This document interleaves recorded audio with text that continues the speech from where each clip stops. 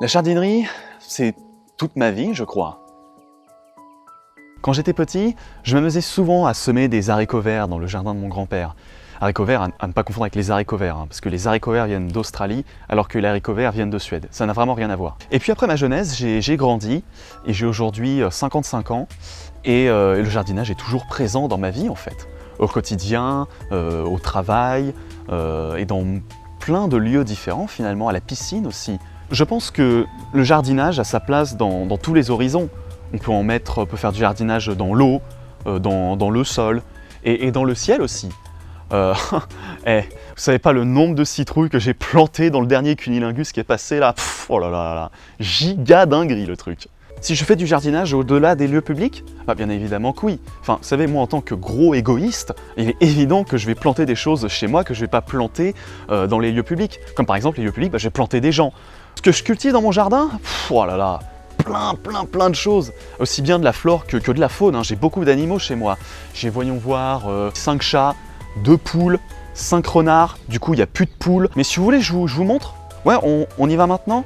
Je me change avant? Ouais, je me change, hein, parce que ça va faire bizarre entre les deux plans. Alors, comment ça va dans la jardinerie? Bienvenue, chers amis, dans mon jardin secret. C'est ici que je cultive absolument toute la flore d'Europe. Voilà, si vous avez des tulipes ou des eucalyptus, c'est grâce à moi et non pas grâce à l'Australie, hein, parce que là-bas, les koalas, ils bouffent tous ces fils de... Alors, comme vous le voyez, il y a de multiples plantes, hein, de nombreuses choses à culturer finalement dans ce petit jardin, dont ceci.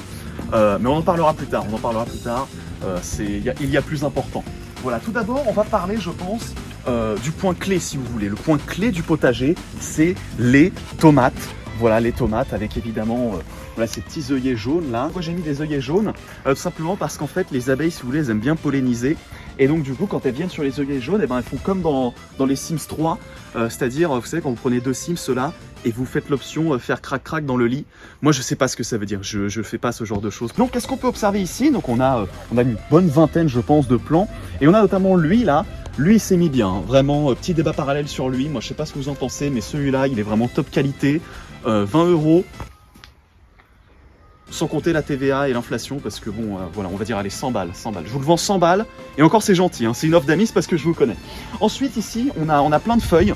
On a tout plein de feuilles, parce que c'est les fraisiers.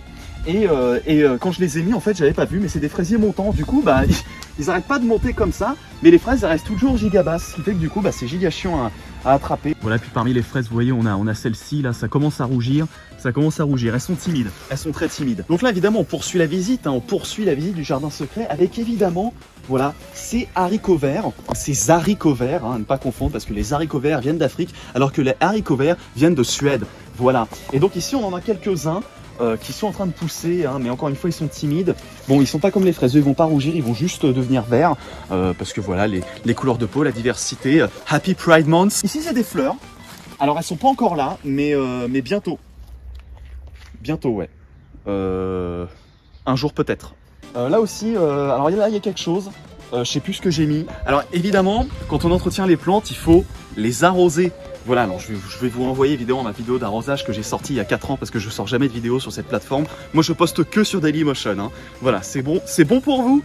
Et donc on arrose les plantes régulièrement, une fois par jour lorsqu'il fait plus de 25 degrés, hein. C'est la base. Et ben comme l'eau ça coûte cher et que cet été il y aura la sécheresse, quoique moi je sais pas, hein. Entre nous, je suis un petit peu climato-sceptique et je pense que... Enfin, non, je suis climato-réaliste. Et je pense que cet été, il n'y aura pas de sécheresse parce qu'il a tellement plu, genre les dernières semaines, que si vous voulez, genre s'il y a une sécheresse cet été, enfin, moi je comprends pas. Le JE14, hein, le JE14. Pour remplir l'eau, on a évidemment nos bidons, nos super bidons d'eau. Bon, je vais pas vous pondre de l'eau parce que là, il y a des fougères partout. Si vous en voulez, eh ben, allez à Truffaut, à Gamme Vert, hein. Voilà, là il y en a, mais je vais pas les passer, hein. C'est mort, hein. C'est mort, c'est à moi ça, hein. On touche pas, hein. Propriété privée. Là on a un groseillier, voilà, alors lui c'est un petit peu mon péché mignon, bon bien que ce soit des groseilles et pas des pêches. Là on a un deuxième groseillier, sauf que un jour j'ai voulu prendre de l'eau et je me suis assis sur cette branche là, du coup elle est cassée et il fait pas encore de groseilles parce que il est trop petit encore. C'est encore un mineur. Ça, c'est de la bonne courgette, ça. Ça, c'est moi qui vous le dis, qualité bretonne, hein. Alors là, faut pas faire trop de bruit, parce que c'est le myrtillier, l'arbre à myrtille, qui fait des... Bon bref, ça fait des myrtilles. Mais là, faut pas faire trop de bruit, parce qu'il est pas encore... c'est pas encore la saison. Et quand c'est pas encore la saison, et après les myrtilles, elles sont pas assez mûres. Et du coup, on voit moins bien la nuit. Et moi ça m'énerve parce que comme j'ai déjà cambriolé 15 maisons, dont 5 fois où les myrtilles elles étaient pas mûres, et ben je me suis raté. Et du coup j'ai fait au moins 20 ans de prison quoi. C'est pour ça que je sors pas trop de vidéos des fois, c'est pour ça qu'il y a des trous, c'est parce que je purge ma peine. Pour conclure, je dirais que le jardinage ça a été là au moment où j'en ai le plus besoin dans ma vie, où je me sentais vraiment au fond du trou. C'est-à-dire toute ma vie finalement en fait. Et voilà, il y avait notamment une fois à l'épicerie du coin où ils avaient arrêté de vendre du lait concentré sucré et ça m'avait profondément meurtri, ça m'avait profondément attristé quoi, je m'en voulais. Et là vous voyez, je trouve qu'il s'est passé quelque chose de dingue aujourd'hui. On a vraiment échangé quelque chose de très profond, de très intime et je pense que mon histoire pourra inspirer celles et ceux qui nous ont regardés ce matin ou cet après-midi ou ce soir.